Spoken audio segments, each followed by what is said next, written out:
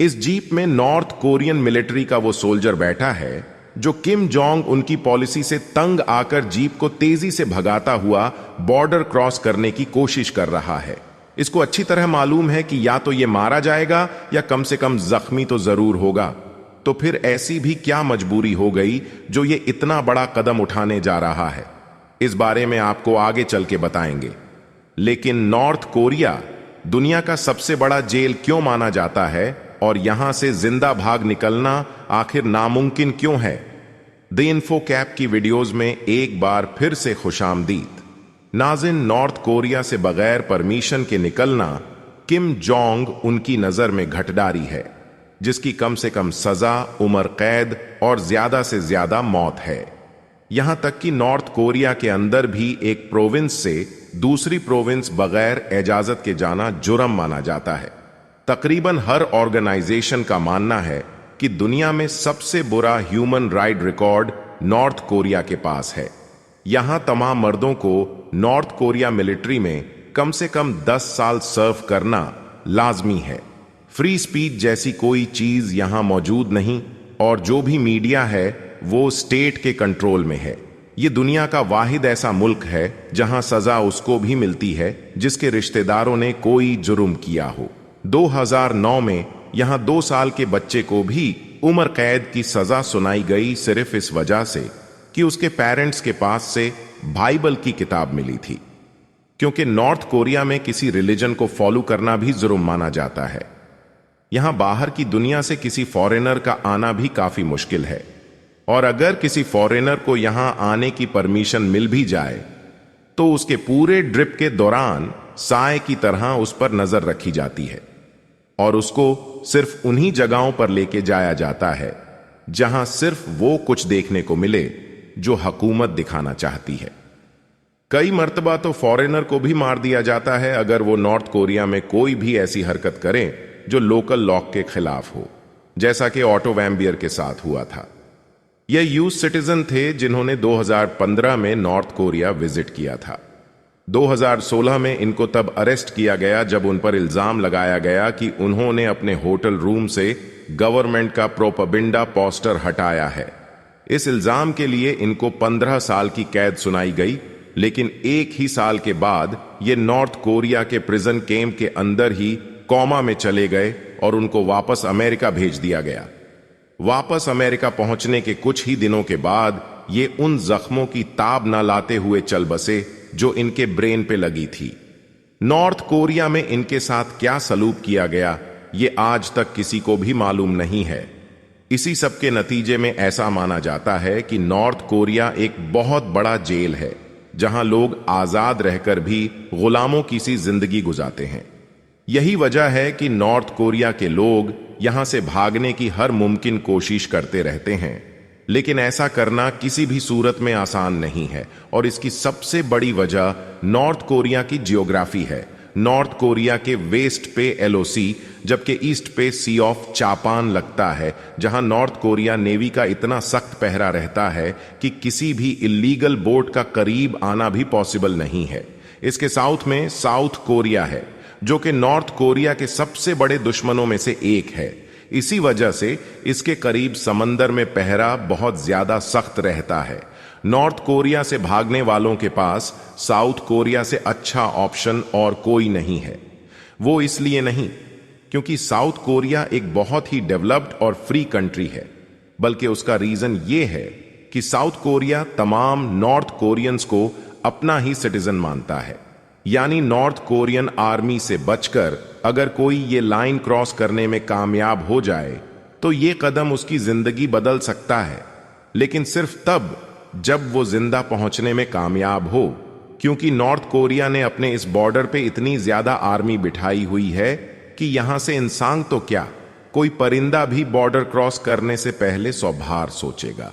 यह वीडियो 2017 की है जब एक नॉर्थ कोरियन सोल्जर तेजी से अपनी जीप साउथ कोरिया की तरफ लेके जा रहा था। बॉर्डर गार्ड को मालूम पड़ा तो उन्होंने उसको चेस किया और उस पर फायर खोल दिए। वो अपनी जीप छोड़कर बॉर्डर की तरफ भागा, लेकिन नॉर्थ कोरियन सोल्जर ने उस पर कई फायर किए। खुशकिस्मती से वो साउथ कोरिया में एंटर तो हो गया, लेकिन कई गोलियां अपने जिस्म पर खाने के बाद उसके बाद शाम को साउथ कोरियन सोल्जर आए और उसको घसीटकर अपनी हिफाजत में ले लिया।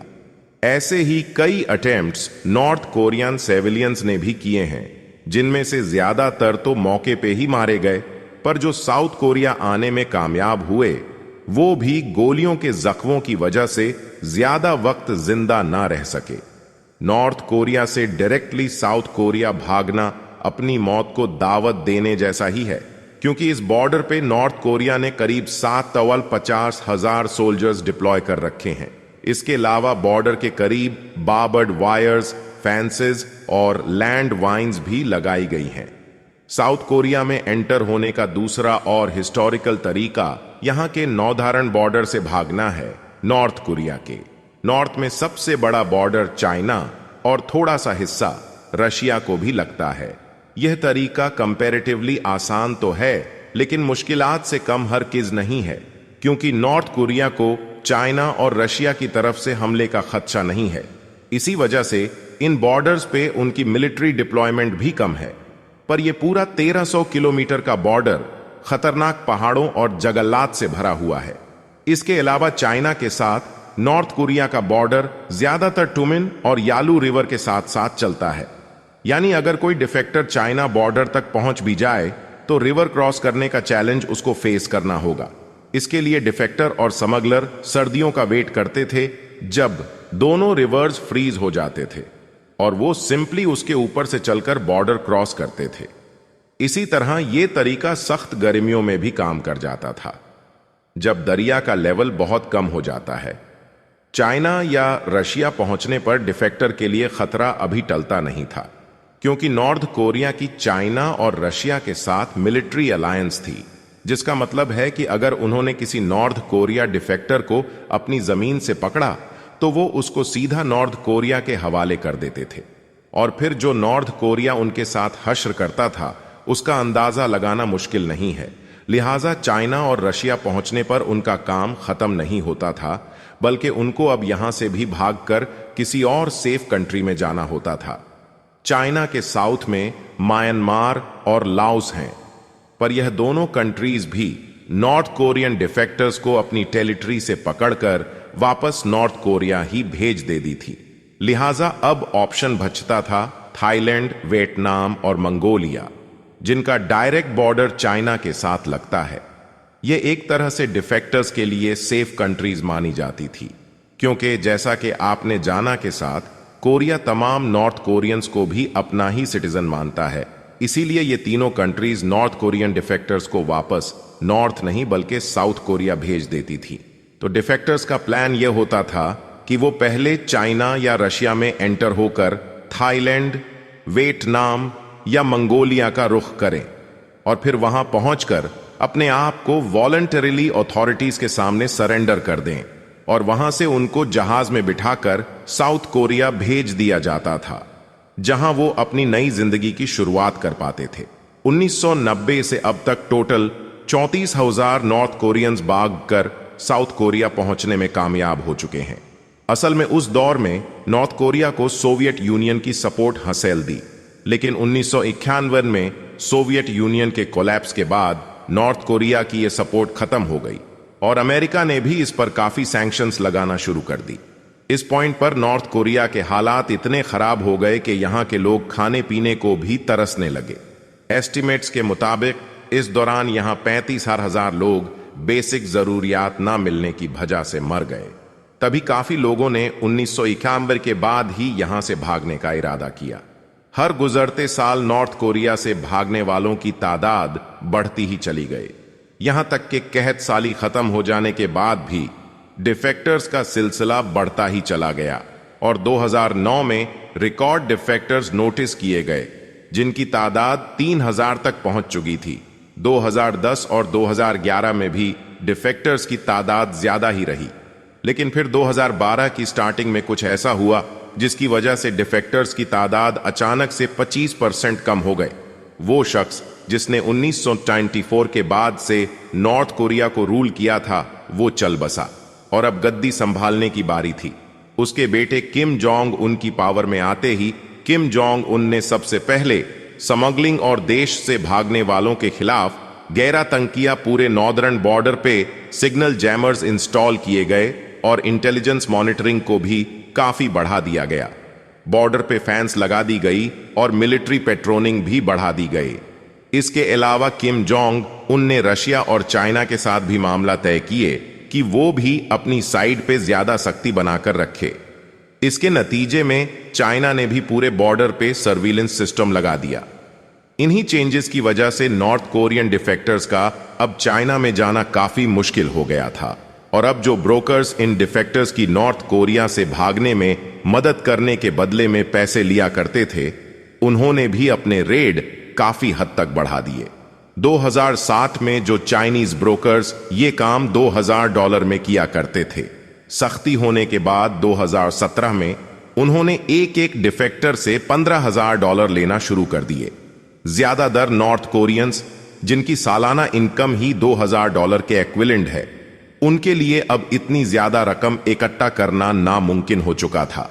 यही वजह है कि 2012 के बाद से, यानी किम जोंग उनके पावर में आने के बाद से, हर गुजरते साल डिफेक्टर्स की तादाद कम होती गई और 2019 में सिर्फ 1000 डिफेक्टर्स ही यहां से भागने में कामयाब हो सके। लेकिन फिर 2020 में कुछ ऐसा हुआ जिससे अब नॉर्थ कोरिया से भागना करीब इम्पॉसिबल हो गया है। 2019 के एंड में जब चाइना में पहला कोविड-19 का केस बना था, उसके 2 महीने के बाद नॉर्थ कोरिया दुनिया की पहली कंट्री थी जिसने अपने तमाम बॉर्डर्स को पूरी तरह से बंद कर दिया, क्योंकि वो नहीं चाहते थे कि कोविड का एक भी केस कभी नॉर्थ कोरिया तक पहुंच सके। नॉर्थ कोरिया में किसी भी मीडियम से जाने और बाहर निकलने पर पूरी तरह से पाबंदी लगा दी गई। ऐसा करना नॉर्थ कोरिया के लिए जरूरी भी था, क्योंकि यहां की 42% पॉपुलेशन को आज भी सही से खाना नहीं मिल पाता, यानी उनकी बॉडी में कोविड-19 वायरस बर्दाश्त करने की ताकत ही नहीं है। इसके साथ साथ अगस्त 2020 में नॉर्थ कोरिया मिलिट्री ने नॉर्दर्न बॉर्डर पेट्रोल को शूट टू किल का ऑर्डर दे दिया, यानी उनको फुल अथॉरिटी दे दी गई कि अगर वो चाइना बॉर्डर पे किसी को जाते यहां आते देखें तो उसी वक्त उसको गोली मार दें। यही वजह है कि पिछले 3 सालों से यहां से भागने वालों की तादाद करीब ना होने के बराबर है और नॉर्थ कोरिया एक बहुत बड़े जेल की मानिंद बन चुका है, जहां लोग ना कोई रिलीजन फॉलो कर सकते हैं और ना ही बाहर की दुनिया से किसी भी तरह कांटेक्ट में रह सकते हैं। गूगल, फेसबुक, यूट्यूब तो दूर की बात, यहां पर इंटरनेट भी सिर्फ गवर्नमेंट ऑफिसेज में ही इस्तेमाल किया जाता है और उस पर भी सिर्फ वो वेबसाइट्स खुलती हैं जो नॉर्थ कोरियन गवर्नमेंट ने ही बनाई हैं। उनके पास फोन्स तो हैं, लेकिन वो फोन्स लोकली असेंबल्ड हैं, जिनमें ऐसे सॉफ्टवेयर्स इंस्टॉल किए गए हैं जो लोगों की फोन एक्टिविटी को मॉनिटर करते हैं। नॉर्थ कोरिया दुनिया का वाहिद ऐसा मुल्क है जहां जो कुछ भी होता है उसका बाहर की दुनिया को बिल्कुल भी इल्म नहीं है। यहां पर एग्जीक्यूशंस फांसी देकर नहीं, बल्कि फायरिंग एस्कॉर्ट्स को भेजा जाता है, जो सबके सामने लोगों को गोलियां मारकर हना कर देते हैं। नॉर्थ कोरिया में उसको भी एग्जीक्यूट कर दिया जाता है जिसने साउथ कोरिया में बैठे अपने किसी रिलेटिव से फोन पर बात करने की कोशिश की हो। इस सारे तमाशे को दुनिया देख तो रही है, लेकिन कोई कुछ कर नहीं सकता, क्योंकि सोवियत यूनियन ने नॉर्थ कोरिया को न्यूक्लियर टेक्नोलॉजी ट्रांसफर की थी।